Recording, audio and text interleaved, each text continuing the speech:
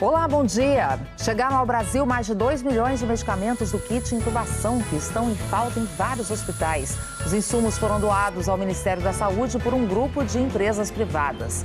No momento mais crítico da pandemia, o ritmo da vacinação voltou a cair no Brasil, reflexo da falta de doses em várias cidades. Em 2 municípios paulistas, adultos e crianças que deveriam ter sido imunizados contra a gripe receberam, por engano, as vacinas anti-Covid. O diretor-geral da Polícia Federal tirou do cargo o superintendente do Amazonas, que pediu investigação de possíveis crimes do ministro do Meio Ambiente. O Supremo Tribunal Federal confirmou a anulação das condenações do ex-presidente Lula e devolveu a ele o direito a se candidatar. Você vai ver também mais um ataque com arma de fogo nos Estados Unidos. Um atirador matou 8 pessoas e baleou mais 7 em Indianápolis. E os protestos em Chicago depois da divulgação de imagens da morte de um adolescente latino pela polícia. Hoje é sexta-feira, 16 de abril. Bom Dia Brasil está começando.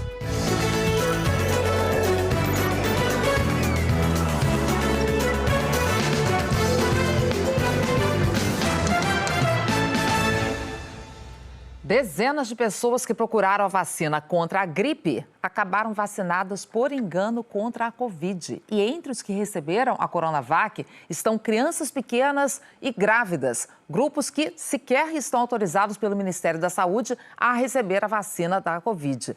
Rodrigo Bocardi, bom dia para você. São mais casos de problemas de atrapalhadas na vacinação aí em São Paulo. A gente já mostrou outro caso aqui. Como é que esses agora aconteceram? É que sequer no mundo tem vacina testada e aprovada para essas idades, né, Ana? Um bom dia para você, bom dia para todos. É realmente inacreditável o que aconteceu. São 2 casos, um no interior do estado e outro no ABC Paulista, bem pertinho aqui da capital. E nos 2 casos, a aplicação da vacina da gripe era feita em local diferente de onde era feita ou de onde é feita a vacinação contra a Covid. A gente vai começar por Diadema. Lá está o repórter Rômulo Dávila, é a cidade aqui da Grande São Paulo. Rômulo, bom dia. Oi, Rodrigo, bom dia para você, para Ana, bom dia Brasil. Isso mesmo, aqui em Diadema, na Grande São Paulo, 5 crianças foram vacinadas por engano. Na verdade, as famílias buscaram a Unidade Básica de Saúde Jardim das Nações para que as crianças fossem imunizadas contra a gripe. Só que elas receberam a vacina contra a Covid. Dessas 5 famílias, 3 já procuraram a polícia, registraram um boletim de ocorrência. A polícia já está investigando o caso. Essas crianças têm de 7 meses a 4 anos de idade. E a prefeitura aqui de Diadema já informou que os profissionais envolvidos nessa vacinação foram afastados e que abriu um procedimento interno para saber o que aconteceu. Ainda segundo a prefeitura, uma equipe médica já foi disponibilizada para que essa equipe acompanhe essas famílias, essas crianças, pelo menos pelos próximos 42 dias, para saber se não vai ter nenhuma reação. Rodrigo. Obrigado, Rômulo Dávila. Em Itirapina, aí no interior de São Paulo, 46 pessoas que foram tomar vacina contra a gripe acabaram recebendo a Coronavac. Entre elas, uma grávida e 28 crianças. Na carteirinha de vacinação do Pedro, que tem só 1 ano e 10 meses, o registro da primeira dose da Coronavac. O menino foi até essa escola em Itirapina, interior de São Paulo, para ser vacinado contra a gripe, mas recebeu a vacina errada. A minha sogra me ligou bem desesperada na hora do almoço, que ligaram da vigilância sanitária aqui de Itirapina, pedindo para que ela comparecesse à vigilância com o meu filho, pois eles tinham trocado as vacinas. Então, no lugar da vacina da gripe, foi aplicada a vacina do Covid. Ao todo, foram aplicadas 46 doses da Coronavac no lugar da vacina contra a gripe, nessa escola aqui em Itirapina. Segundo a prefeitura, os frascos foram trocados na vigilância em saúde e vieram para a escola por engano. Esse infectologista alerta que, como ainda não há testes suficientes da vacina contra a Covid-19 em crianças, é importante que aquelas que foram vacinadas acidentalmente sejam acompanhadas por um médico. No caso da vacinação acidental de crianças e gestantes contra a Covid-19, é adequado manter essas pessoas sob vigilância, monitoramento clínico ao longo de pelo menos algumas semanas ou meses para verificar alguma ocorrência que possa ser relacionada à vacina. Primeiro caso, 2 salas separadas. Neste caso, o cuidado ainda maior de separar o local físico mesmo, sim, ponto diferente, o cuidado foi insuficiente. A Secretaria Municipal de Saúde de Itirapina afirma que seguirá todas as orientações do Departamento Regional de Saúde de Piracicaba, cidade que fica do lado, inclusive sobre a aplicação da segunda dose para este grupo de pessoas. A secretaria também informou que não haverá falta de Coronavac para os idosos. O Butantan, que produz a Coronavac, não recomenda a aplicação da segunda dose. Na última quarta-feira, aliás, a gente mostrou uma outra confusão aqui, no Bom Dia. Agentes de trânsito de São Paulo correram para os postos depois que a prefeitura autorizou que eles se vacinassem contra a Covid. Só então a prefeitura percebeu o engano, deveria ter autorizado a vacinação contra a gripe. Mas aí 103 agentes da companhia de trânsito já tinham sido vacinados contra a Covid. Ana Paula, isso que acontece em São Paulo serve de exemplo, alerta, cuidado para todo o país. Exatamente, Rodrigo, porque a gente vê que são erros que aconteceram, que passaram por várias pessoas e ninguém percebeu. Isso. Acabou terminando na vacina sendo dada a quem não poderia receber, Estamos com duas campanhas importantes ao mesmo tempo, a da gripe e a da vacinação contra a Covid. É preciso redobrar os cuidados. Agora, falando do atendimento aos pacientes de Covid, vão começar a ser distribuídos hoje os mais de 2 milhões de kits de intubação doados por empresas privadas ao Ministério da Saúde. A gente tem falado muito aqui de como a falta desses medicamentos está impactando o atendimento aos pacientes de Covid. O primeiro lote vindo da China chegou ontem à noite aí no Aeroporto Internacional de Guarulhos. No sufoco, aquela sede, esperando o avião aparecer ali. Esses medicamentos, aliás, eles estão no centro de distribuição do Ministério da Saúde em Guarulhos, de onde saem os lotes que são distribuídos aos estados. A Cíntia Toledo está lá com mais informações para a gente sobre isso. Cíntia, bom dia. Oi, Rodrigo, um bom dia para você, bom dia para quem acompanha a gente. O Ministério da Saúde disse que a distribuição não iria parar nem de madrugada e garantiu que em até 48 horas todos os estados brasileiros iriam receber esses medicamentos. É um lote com 2,3 milhões de medicamentos. Chegou ontem da China às 10h15 da noite no aeroporto de Guarulhos. Foi comprado por 6 empresas, pela Vale, pela Petrobras, pela Klabin, pela Raizen, Itaú e Engie. Esse é o primeiro lote de um total de 3,4 milhões de medicamentos comprados por essas empresas e doados para o Ministério da Saúde. O estado de São Paulo deve ficar, segundo o Ministério da Saúde, com 407 mil kits. Agora, o governo do estado de São Paulo diz que ainda não foi notificado desse recebimento, dessa entrega. E a Secretaria Estadual de Saúde diz que essa quantidade é suficiente apenas para 4 dias e que até agora, este mês, recebeu 500 mil kits para intubação de pacientes e que essa quantidade corresponde a 1/3 da demanda para esse período. Rodrigo. Obrigado, Cíntia Toledo. O Itamaraty anunciou ontem que a Espanha vai doar medicamentos para intubação, mas não falou em quantidade, disse que a previsão é que os medicamentos saiam da Espanha no final da próxima semana com destino ao Brasil. Aliás, aqui em São Paulo, 60% das unidades de saúde já sofrem com a falta desses medicamentos. O governo de São Paulo informou que o estoque dos medicamentos do kit intubação é crítico em mais de 640 hospitais do estado que estão em risco de colapso. Um médico que trabalha numa unidade de pronto atendimento na capital paulista falou que os medicamentos alternativos não reduzem o sofrimento dos pacientes. A gente teve que usar alternativas não convencionais de medicamentos que não são sedativos, são analgésicos. Eles não induzem o paciente a um estado de coma, eles deixam o paciente levemente sonolento. Eu não tenho dúvida de que isso, em uma via final, leva à morte desse paciente também, porque eles ficam por horas sem conseguir ter bem conectado da ventilação mecânica. O conselho, que reúne os secretários municipais de saúde aqui no estado de São Paulo, afirma que em mais de 60% das unidades de saúde há falta de algum tipo de medicamento do kit intubação. Os estoques de sedativos estão zerados nessas unidades e em 68% delas não há mais bloqueador neuromuscular. Em Franco da Rocha, na região metropolitana de São Paulo, a prefeitura informou que o município enfrenta ausência de sedativos que são substituídos por outros medicamentos similares. Além de São Paulo, pelo menos 10 estados admitem a falta de medicamentos ou estoques em níveis muito baixos.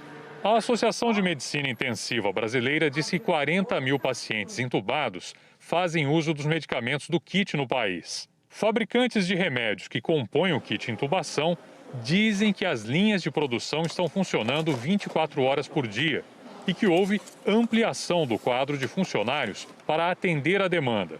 O ministro da Saúde disse que a responsabilidade pelo abastecimento é compartilhada pelo governo federal, estados e municípios, e que os estados podem buscar os remédios no mercado internacional. Os estados também têm que procurar esses medicamentos, não é? Sobretudo os grandes estados. Existem estados que têm economia maior do que de países e que têm condições de buscar esses insumos.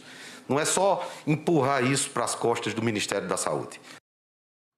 O presidente do Conselho Nacional de Secretários de Saúde, Carlos Lula, criticou a cobrança do ministro. Disse que não se trata de falta de planejamento dos estados, mas de necessidade de coordenar a escassez e a crise, e que o ministério se furta do papel dele. A Associação Nacional de Hospitais Privados afirmou que planeja importar insumos do kit intubação da Índia, mas por questões regulatórias que estão sendo negociadas com a Anvisa, o processo ainda não foi concretizado. Viu, Ana Paula?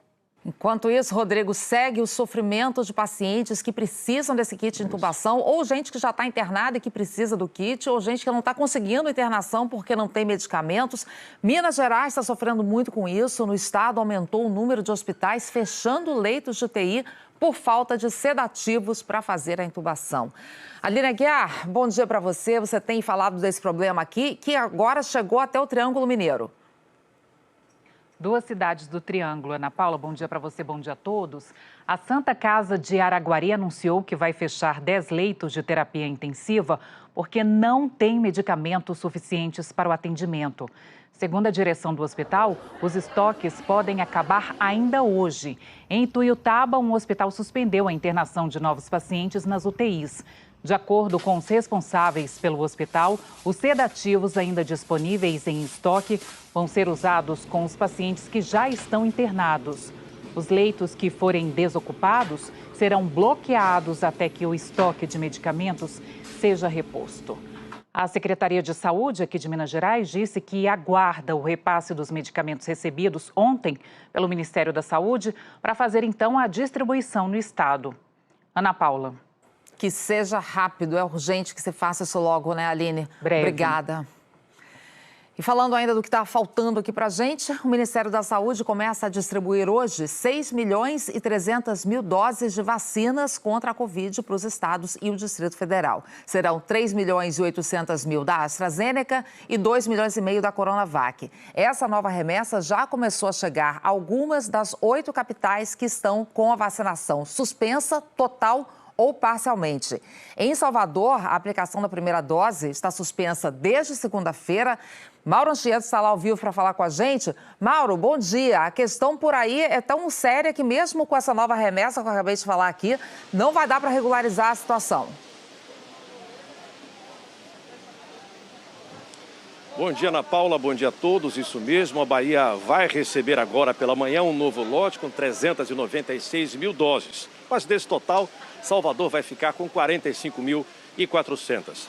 Segundo a Secretaria Municipal de Saúde, é uma quantidade pequena que não será suficiente para retomar o ritmo de vacinação que a cidade vinha mantendo na semana passada.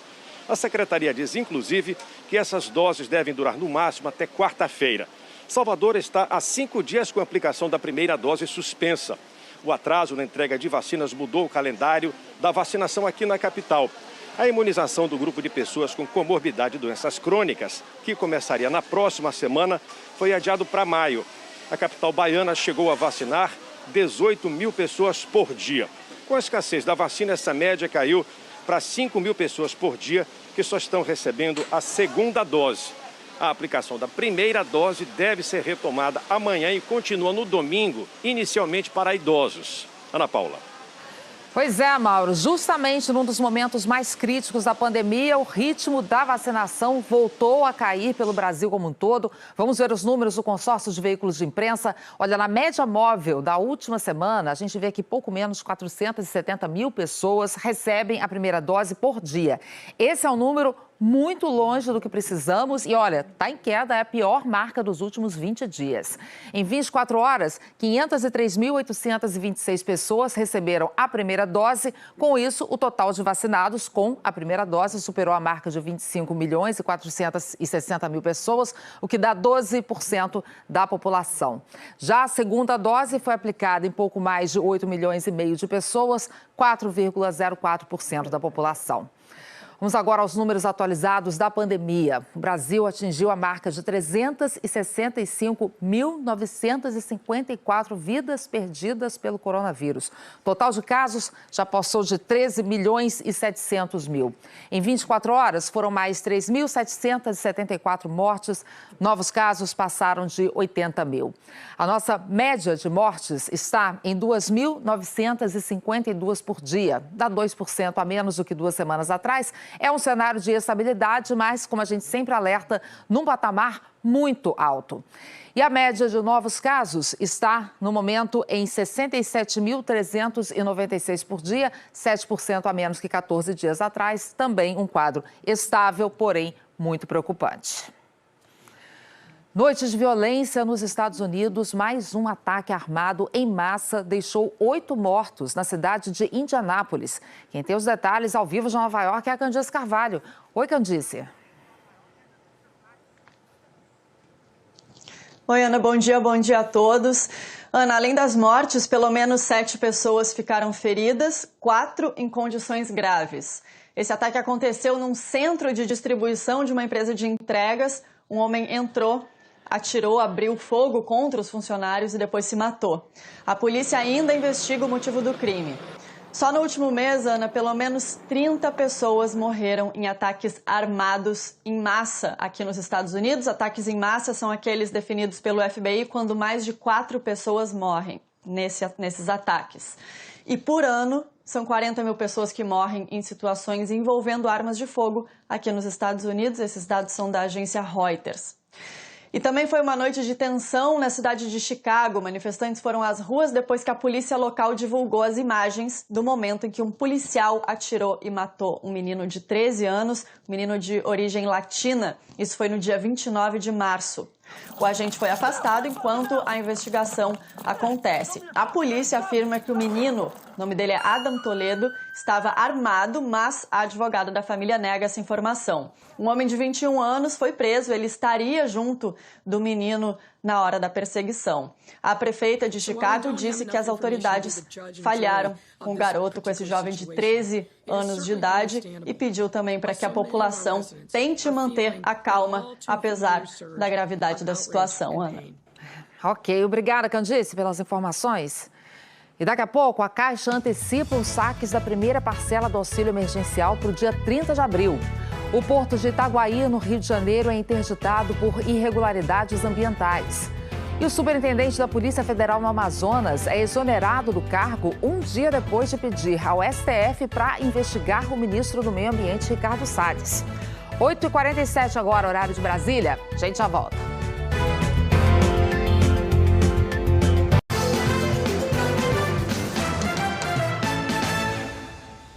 Seis pessoas foram presas essa madrugada em Porto Alegre, suspeitas de participar de rachas. O grupo fazia manobras perigosas em ruas e em estradas da cidade. Segundo a Polícia Rodoviária Federal, eles também se reuniam em postos de combustíveis, causando aglomeração, consumiam bebida alcoólica durante os rachas. A investigação da Polícia Rodoviária Federal e da Polícia Militar descobriu também vídeos em redes sociais em que o grupo debochava dos agentes ainda por cima. 71 motos foram recolhidas e tinha um menor de idade no meio da história também. Ele foi apreendido. Foi interditado agora de manhã o porto de Itaguaí, um dos principais do país para escoamento de minério de ferro. A prefeitura da cidade constatou pelo menos 8 crimes ambientais. A Natália Castro vai explicar para a gente quais foram essas infrações encontradas aí no porto, Natália. Bom dia.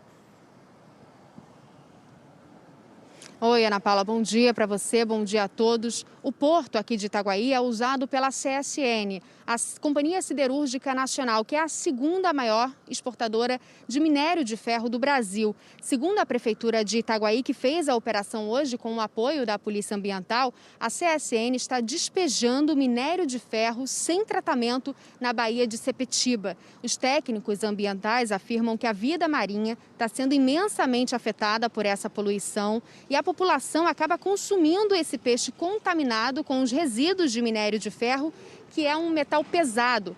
De acordo com a Prefeitura, a companhia também está poluindo o ar e o solo, como mostram várias fotos de um relatório feito depois de uma vistoria no mês passado. A Prefeitura também identificou que a CSN estava operando sem licença ambiental desde abril de 2012. A CSN foi multada num valor de mais de 4 milhões de reais pelos crimes ambientais e a prefeitura determinou que a companhia só volte a operar depois de fazer as adequações ambientais. Nós ainda estamos tentando contato com a Companhia Siderúrgica Nacional. Ana Paula. Ok, obrigada, Natália. O procurador do Ministério Público Federal, junto ao Tribunal de Contas da União, pediu o afastamento do ministro do Meio Ambiente, Ricardo Salles. Juliana Morrani tem os detalhes. Bom dia, Juliana. Bom dia, Ana. Bom dia a todos. Ana, esse pedido do procurador Lucas Furtado é para evitar que o ministro Ricardo Salles atrapalhe investigações, apague provas, dificulte diligências ou ainda trabalhe para evitar cobrança de multas a madeireiros ilegais. Essa informação foi publicada no blog da jornalista Malu Gaspar, do Globo, e confirmada pela TV Globo. O ponto de partida da representação foi a notícia-crime enviada pelo delegado Alexandre Saraiva ao Supremo Tribunal Federal. Na notícia-crime, Saraiva alertou que o ministro do Meio Ambiente, Ricardo Salles, agiu para favorecer madeireiros clandestinos e não defender a Amazônia. Na representação entregue ao TCU, o procurador Lucas Furtado sustentou que Ricardo Salles deve ser afastado do ministério porque o ministro pode interferir nas investigações da Polícia Federal e ainda dificultar ou atrasar a apuração de denúncias. E Salles, segundo o procurador Lucas Furtado, poderia se aproveitar do cargo de ministro para inviabilizar cobrança de multas por infrações ambientais de madeireiros ilegais. Nós procuramos o Ministério do Meio Ambiente para repercutir esse pedido de afastamento, mas ainda não obtivemos resposta. A direção da Polícia Federal exonerou ontem o delegado Alexandre Saraiva do cargo de superintendente no Amazonas. A demissão ocorreu um dia depois de Saraiva ter apresentado a notícia-crime contra o ministro Ricardo Salles. Saraiva havia pedido para o Supremo investigar Ricardo Salles por suspeita de dificultar a fiscalização de crimes ambientais na Amazônia.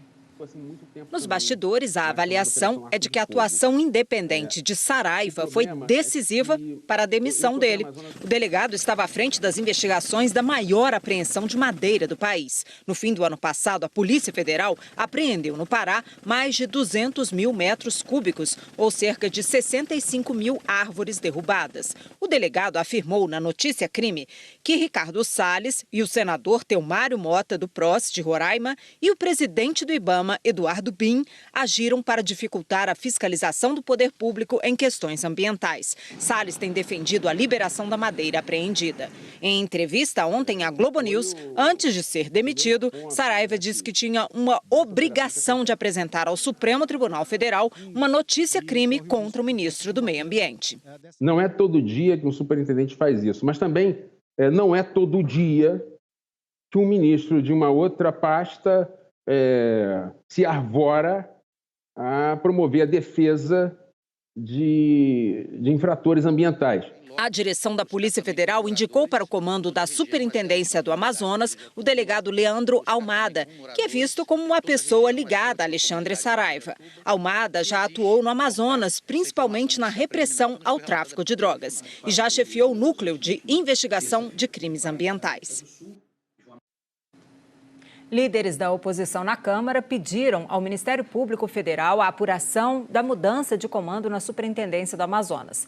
Em nota divulgada ontem, a nova direção da Polícia Federal confirmou a substituição de 5 superintendentes. Além do Amazonas, haverá trocas em Santa Catarina, Roraima, São Paulo e Bahia. Ana. Ok, obrigada, Juliana. Até já. Hora de saber como é que fica o tempo hoje, no fim de semana. E parece que vem chuva por aí, né, Jaqueline Brasil? Tá falhando aqui para mim. Vocês conseguem falar com a Jaqueline? Oi, agora eu tô te vendo direitinho. Conta aí como é que vai ser o tempo hoje e no fim de semana. Vem chuva, né? Sim, bom dia para você e bom dia para todos. Pode chover forte hoje e no fim de semana na região norte, em parte do Nordeste. Essa chuva pode provocar alagamentos e deslizamentos, principalmente onde já choveu bastante, é o caso de Salvador. Chove nesse momento, máxima de 28 graus. E a mesma máxima prevista para o Recife, onde choveu mais cedo, o tempo vai ficar bem estável, volta a chover. E o risco de temporal vale para a faixa leste, viu? Do norte, também da faixa norte aqui do Nordeste e nessa área aqui do Pará até o Acre. Essa chuva contribui para a cheia dos rios na região. O nível do rio Amazonas continua alto. A água já invadiu várias ruas da cidade de Itacoatiara, no Amazonas, e pode chover mais. A previsão é de chuva volumosa para os próximos 15 dias. Em algumas cidades, o volume pode passar dos 200 milímetros. E pode chover hoje também no fim de semana em grande parte do país, em parte do sul e também do centro-oeste. Mas a chuva, ela vem mais à tarde. Por isso, em Brasília, ao amanhecer foi assim. Temos imagens do Lago Paranoá, máxima de 29 graus, bela imagem. E aqui em São Paulo, não chove. Teremos sol o dia todo, que ainda não está aparecendo imagens do Globocop, temperatura na casa dos 27 graus. O tempo fica firme em quase todo o estado de Minas Gerais, também no Rio de Janeiro, interior da Bahia, no leste do Paraná e de Santa Catarina. Em Florianópolis faz 28 graus, 30 para quem está no Rio, também em Natal, 32 em Palmas, em Teresina e também em Campo Grande. Já amanhã temos aí a temperatura para Campo Grande 31, em Porto Alegre já cai bem, 23 graus, em Salvador e em Belém, máxima de 29. Amanhã a temperatura cai também em Florianópolis e vai continuar assim durante o fim de semana. Em São Paulo também, viu? 28 amanhã e até segunda-feira cai para 24. Já no Rio esquenta, 32 e 33 no fim de semana e na segunda-feira 30 graus, calor aí no Rio. Bom fim de semana, Ana. Para você também, Jaqueline. A seguir, como é que fica o cenário político depois que o Supremo manteve a decisão do ministro Fachin de anular as condenações do ex-presidente Lula pela Justiça Federal do Paraná. Lula agora pode voltar a disputar eleições. 8h59 agora, horário de Brasília.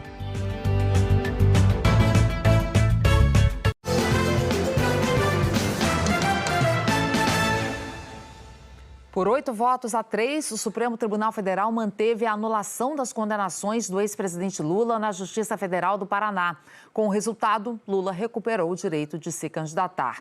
Qual é a próxima etapa, Juliana, desse julgamento agora? Ana, ainda falta decidir se os processos contra o ex-presidente Lula vão para a Justiça Federal de São Paulo ou se virão aqui para Brasília. A maioria dos ministros rejeitou o recurso apresentado pela Procuradoria-Geral da República, que tentava manter 4 condenações de Lula na Lava Jato. O ministro Edson Fachin, que é relator da ação, antes tinha decidido individualmente contra a competência da 13ª Vara Federal do Paraná para julgar os processos de Lula e ontem reiterou a posição. Ele afirmou que o Ministério Público não conseguiu estabelecer uma relação direta do ex-presidente com o recebimento de propina de contratos da Petrobras, que as suspeitas contra Lula envolvem outros órgãos da administração pública e, por isso, os casos não poderiam ter ficado em Curitiba. Fachin disse que passou a adotar esse entendimento depois que o tribunal decidiu tirar da Lava Jato do Paraná vários outros casos porque não tinham relação com a Petrobras.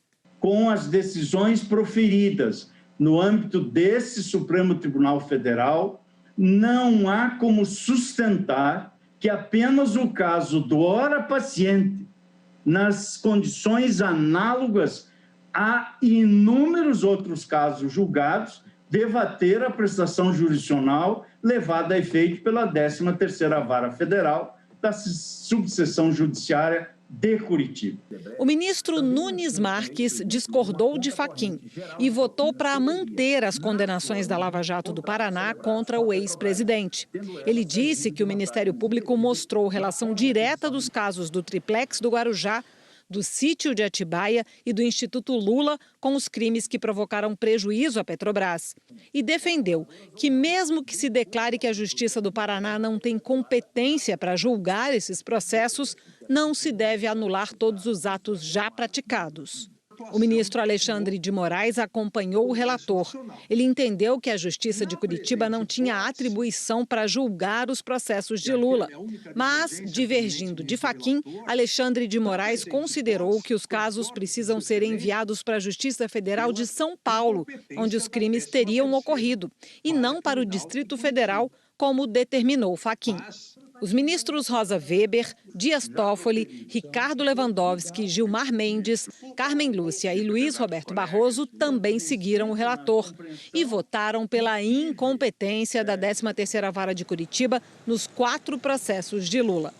O ministro Barroso destacou que a anulação das condenações vale apenas para as 4 ações do ex-presidente Lula e não para outros processos da Lava Jato. Imagino que esta decisão não significa necessariamente uma repercussão sistêmica, mas acho que é uma questão pontual na avaliação do relator. Já o ministro Marco Aurélio divergiu. O decano do Supremo afirmou que a Lava Jato do Paraná poderia sim ter julgado os processos de Lula e disse que anular as decisões da 13ª Vara de Curitiba sobre a Lava Jato é decepcionar a sociedade. De repente se dá o dito pelo não dito, insubsistentes as 4 condenações, e volta-se a estaca zero. A perplexidade da população, da sociedade, passa a ser enorme. E se volta a estaca zero, vou repetir, o desgaste institucional do Poder Judiciário é enorme. O presidente do Supremo, Luiz Fux, encerrou o julgamento acompanhando o voto do ministro Nunes Marques para manter as ações em Curitiba. Ele disse que o ex-presidente Lula teve direito à ampla defesa e afirmou que a decisão sobre esse caso não significa o fim da Lava Jato. Com a decisão do Supremo, as condenações do ex-presidente Lula ficam mesmo anuladas e ele poderá disputar eleições. Na semana que vem, os ministros do tribunal ainda vão decidir se os processos de Lula vão para a Justiça Federal de São Paulo ou se vêm para Brasília. Os advogados do ex-presidente Lula classificaram a votação do Supremo como mais uma decisão histórica. A defesa afirmou que o resultado reforça o Estado de Direito ao confirmar que a 13ª Vara Federal de Curitiba era incompetente para julgar os casos do ex-presidente. Os defensores de Lula disseram ainda que se trata de mais uma decisão que restabelece a segurança jurídica e a credibilidade do sistema de justiça do nosso país. O ex-coordenador da Força Tarefa da Lava Jato no Paraná, Deltan Dallagnol, afirmou que a decisão do Supremo Tribunal Federal expõe uma face de um sistema de justiça criminal disfuncional. Segundo ele, com base na decisão do Supremo, não havia como desenvolver um processo que não fosse anulado, o que favorece a prescrição e a impunidade. Ainda de acordo com Dallagnol, o sistema de justiça no Brasil é extremamente irracional para a frustração de quem busca justiça no país da corrupção. O ex-juiz Sérgio Moro não quis se manifestar. Ana Paula. Ok, Juliana. E vamos saber o impacto dessa decisão do Supremo de anular as condenações de Lula, conversando com o Gerson Camarote, também lá em Brasília. Oi, Camarote, bom dia. Quais são os principais desdobramentos? O que você destaca? Oi, bom dia, Ana, bom dia a todos. Olha, Ana, a grande questão que fica agora é a possibilidade de Lula, confirmada agora pelo plenário do Supremo Tribunal Federal, de concorrer. Ele fica elegível, então ele pode concorrer nas próximas eleições. E essa é uma questão que muda completamente o quadro e passa a preocupar muito o Palácio Planalto especificamente, porque toda a estratégia do presidente Jair Bolsonaro em relação às eleições era uma estratégia de polarizar, sim, com a esquerda, polarizar com o PT, mas jamais com o ex-presidente Lula. Ou seja, era para enfrentar, por exemplo, um candidato tipo o Fernando Haddad, que ele já tinha enfrentado em 2018 e mais ou menos sabia como seria o jogo. Agora não, cria um cenário imprevisível, até porque, além dessa polarização, você tem um centro tentando ocupar o espaço e tentando uma unidade. Essa é a primeira questão. E os próprios ministros da Suprema Corte, foi um placar elástico. A compreensão é que, já que tinha a decisão do ministro Fachin em relação ao ex-presidente Lula, ou seja, condicionando ele, dando a ele elegibilidade, isso daí não poderia ser modificado, criaria uma insegurança muito grande. Tanto que alguns votos acompanharam Fachin, mesmo com a percepção de que não deveria ter mudado o foro de Curitiba para outro lugar. Agora, Camarote, em outra frente, o Supremo Tribunal Federal ainda vai julgar a decisão da segunda turma que considerou o ex-juiz Sérgio Moro parcial no julgamento do triplex do Guarujá. O que pode mudar nessa história? Olha, vai ser o julgamento mais acirrado. Esse de ontem foi uma prévia, foi até bem tranquilo, até mais consensual, mas se espera um debate mais acirrado na próxima semana. Porque essa é a grande questão que se coloca, Ana, a suspeição ou não do ex-juiz Sérgio Moro, nesse caso do ex-presidente Lula. Por quê? Porque do efeito prático disso, além do julgamento específico desse caso do ex-presidente Lula, é a consequência disso bem mais ampla para a Lava Jato. O ministro Fux disse ontem, olha, não terá um efeito sistêmico, mas em relação à decisão de ontem, a expectativa é confirmada a suspeição já decidida pela segunda turma, aí sim o efeito será maior em toda a Lava Jato. A conferir na próxima semana. Ana. Perir, obrigada, Camarote. Até semana que vem. E veja daqui a pouco a corrida pelo comando da CPI da Covid. Os trabalhos da comissão devem começar no fim do mês. Com a vacinação acelerada, Israel deixa de exigir o uso de máscaras ao ar livre. A gente mostra já já. 9h12 agora, horário de Brasília.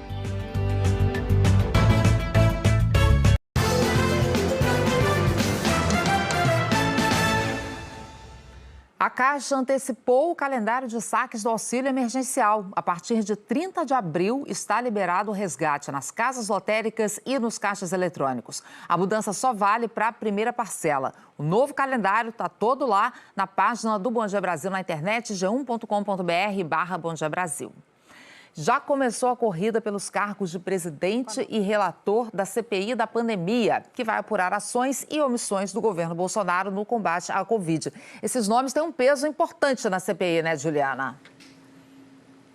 Sim, determinante, Ana. E o senador Omar Aziz tem apoio de governistas para presidir a comissão. Isso é algo que a gente já vem falando há alguns dias, né, nas reportagens da Gioconda Brasil. E já a relatoria é do MDB por acordo de líderes de partidos. Na semana que vem, o Congresso deve estar ocupado analisando vetos presidenciais e a primeira reunião da CPI deve ser daqui a uma semana. A leitura dos nomes dos senadores oficializa a composição da CPI da Covid, o que não impede de, a qualquer momento, os partidos substituírem um dos 11 titulares ou dos 7 suplentes da comissão.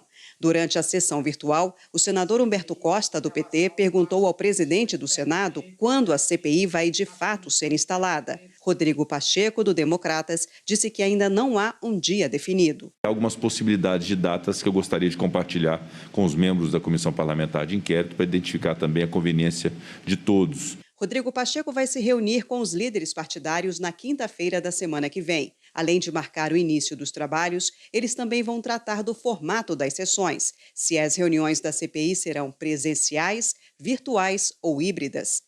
Há um acordo entre os líderes para a relatoria ficar com o MDB. Os senadores Renan Calheiros, de Alagoas, e Eduardo Braga, do Amazonas, são os cotados. Ontem, o líder do PSD, Nelsinho Trade, oficializou o senador Omar Aziz, do Amazonas, como indicado do partido para a presidência da comissão. O senador Omar Aziz, do Amazonas, foi ex-governador do estado, é um senador experiente, preparado e tem todas as condições para desempenhar um bom trabalho frente à direção da CPI a ser instalada.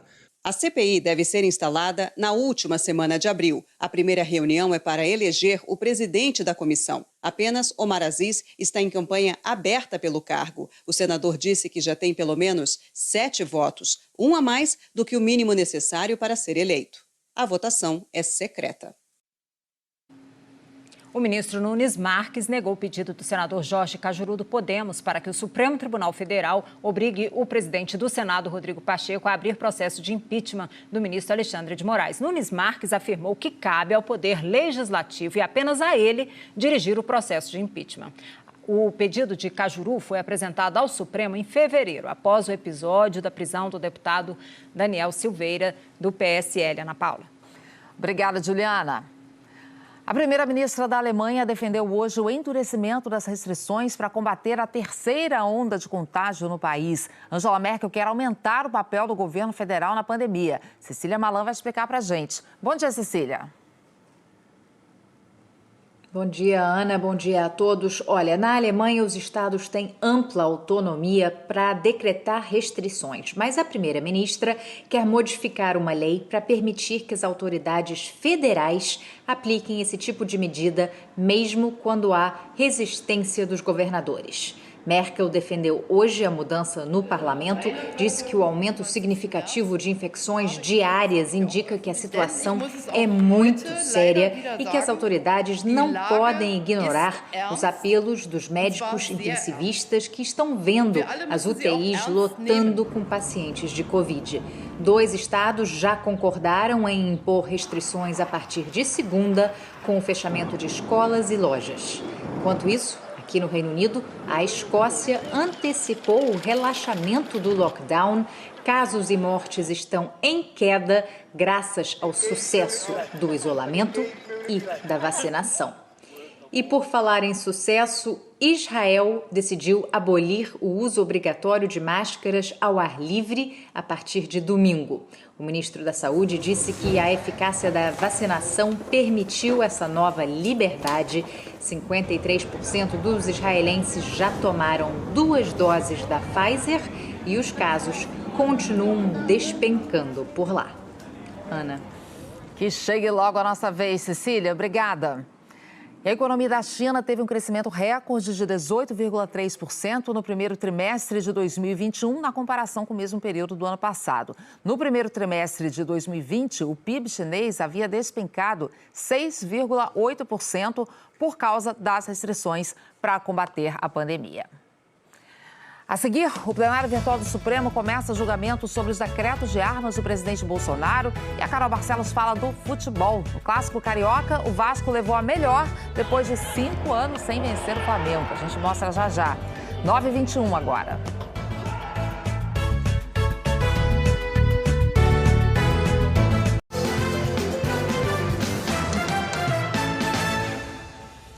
De volta com Carol Barcelos. Carol, o Vasco venceu o Flamengo no Clássico Carioca. Depois de muito tempo, né, Ana? Bom dia para você, ótimo dia para todo mundo. Olha, fim de um jejum, gente, que já durava 5 anos. O Vasco não venceu o Flamengo, havia 17 jogos. Venceu ontem, vou te mostrar que começou já aos 5 minutos com o Léo Matos. Aí teve o gol do Cano, né, que dominou e chutou com categoria, a categoria característica do Cano. E aí, ó, o 3-0, gol do Morato, primeiro gol dele pelo Vasco. Atenção para a comemoração, ó, fazendo a comemoração famosa do ídolo Edmundo. E o único gol do Flamengo depois do bate-rebate na área. Vitinho marcou o Flamengo, vice-líder do Carioca. Atrás do Volta Redonda, o Vasco é 5º colocado. Falando agora do Campeonato Paulista, que teve o calendário modificado, né, por causa da pandemia.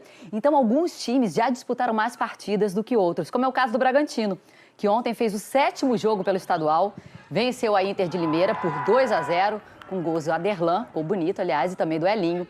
Bragantino, líder do grupo, mas com 3 partidas a mais que o Palmeiras, que aparece na vice-liderança. E agora a gente mostra os 3 últimos classificados para a terceira fase da Copa do Brasil, começando pelo Atlético Goianiense. Vitória sobre o Joinville por 2-0. Gols de João Paulo e Danilo Gomes. O Atlético Goianiense segue invicto em 2021. O Avaí avançou depois de vencer o Cascavel. Teve gol do Júnior Dutra e teve golaço do Giovani, 2-0. Agora vamos mostrar uma classificação inédita. O 4 de julho, time que disputa a Série D, eliminou o Cuiabá, que está na Série A. 0-0 no tempo normal. A disputa foi para os pênaltis. E o goleiro Jailson fez uma defesa e converteu a última cobrança. É a primeira vez que o time do interior do Piauí chega à terceira fase da Copa do Brasil. Essa festa toda com a conquista da vaga, mas teve muita festa também, porque, Ana, imagina a alegria do 4 de julho com a premiação. Porque, olha só, os times que avançam ganham uma bolada de R$ 1.700.000. Para a gente ter uma ideia do que isso representa para o 4 de julho, a folha salarial do 4 de julho é de 140 mil. É motivo para comemorar ainda mais. Sextou lindamente pro 4 de julho. Vamos às nossas últimas notícias, Rodrigo. Oi, Ana. É o seguinte, a gente acompanha aqui uma operação da Polícia Federal contra fraudadores do auxílio emergencial. Segundo a investigação, os criminosos usavam programas de computador para invadir a conta de beneficiários. Os mandados de busca e de prisão são cumpridos na região de Campinas e de Sorocaba, cidades do interior de São Paulo. Um bom final de semana para todos. Até segunda. Olha, o Supremo Tribunal Federal já começou a julgar a validade de 4 decretos editados pelo presidente Bolsonaro que flexibilizaram a compra de armas. Os decretos entraram parcialmente em vigor na terça, porque na segunda, a ministra Rosa Weber suspendeu parte dos decretos, atendendo a um pedido da oposição. E agora o plenário do Supremo está julgando se mantém ou derruba a decisão da ministra. É um julgamento virtual e, além de Weber, o ministro Fachin já votou pela suspensão dos trechos do decreto. É isso, dos decretos, né? É isso, ótimo fim de semana. Por aqui, além da expectativa pelos kits de intubação, está prevista a chegada de uma nova remessa de vacinas contra a Covid. Como a gente mostrou mais cedo, o Ministério da Saúde distribuiu hoje mais 6.300.000 doses, 700 mil aqui para Minas Gerais. A fila vai andar mais um pouquinho. Bom fim de semana, gente. Gente, e amanhã veremos a rainha viúva pela primeira vez. O funeral do companheiro da vida toda, o príncipe Philip, começa às 11 da manhã, hora de Brasília, no castelo de Windsor. Por causa da pandemia, só 30 pessoas participam da cerimônia fechada na Capela de São Jorge. Bom fim de semana a todos. É isso, uma sexta-feira ainda mais especial para a nossa aniversariante de hoje aqui no time. Cecília Malan, parabéns, feliz aniversário, minha amiga querida. Muita, muita, muita saúde, que é o melhor que a gente pode desejar nos dias de hoje. Ótimo fim de semana para você, até segunda. Um bom fim de semana e a gente se vê na segunda.